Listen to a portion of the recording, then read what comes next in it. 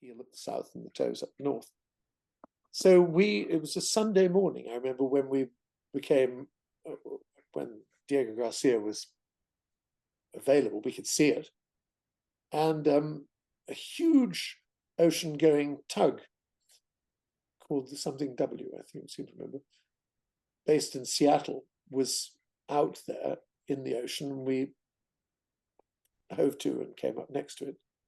And they were fishing from the stern, about 20 or 30 sailors. And we spoke to each other, and where are you going? And we said, Diego Garcia. And the skipper said, oh, no, you're not. And because it's forbidden. We're from Diego Garcia. We're just taking a spin to give the boys some fishing time.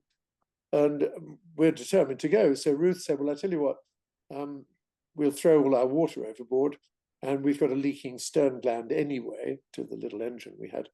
So we'll declare an emergency and seek under the, I think it was the Warsaw Convention, go into the port as a port of refuge. And the captain of the tug said, oh, okay, I guess that is a ruse that'll probably work. So we reefed our sails and chugged in through the entrance to the reef and dropped anchor. And sure enough, a little pilot boat came out to us, and there was a pompous little English customs official who said, oh, hello, Ruth said, I'm claiming port of refuge. And he said, are you carrying any firearms? And then said, what's your purpose? And she said, I told you, I'm going to do some repairs and get some water. And he said, what's your, let's see your passports. And so Ruth gave her Australian passport and I gave my British passport. And he said to me, what is your profession? And my passport in those days, when you had to put your profession on your passport, simply said representative, which is one of those anodyne words which means nothing.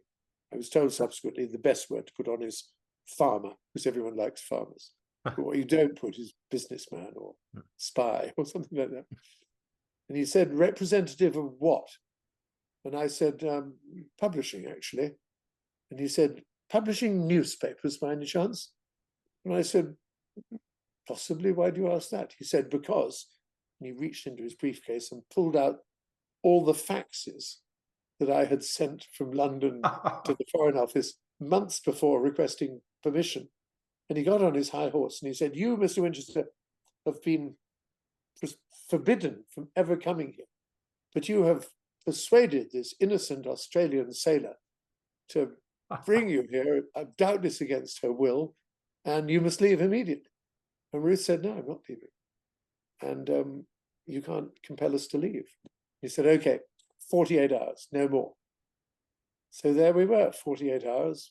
And we couldn't go on shore, except about 12 hours later, a little boat came up full of American sailors.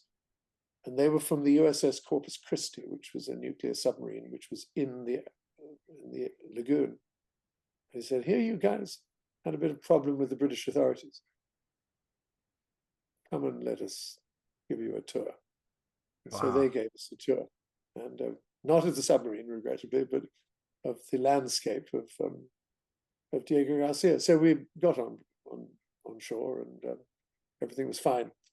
But then they got really nasty, and London insisted we move. And so they said, if you don't get out, we're going to confiscate your yacht, and we're going to send you on an aircraft back to London, and you'll just have to whistle to get your boat back. So Ruth said, okay, fair deal. So we pulled up the anchor, and we went out. I mean, good Lord, we're a tiny little 30-foot schooner. We could do maybe 3 knots. And we were followed, if followed be the word, by a Royal Navy frigate, which accompanied us for about 20 miles to make sure that we got really clear of, and then they said goodbye to us, and off we sailed. So it's interesting.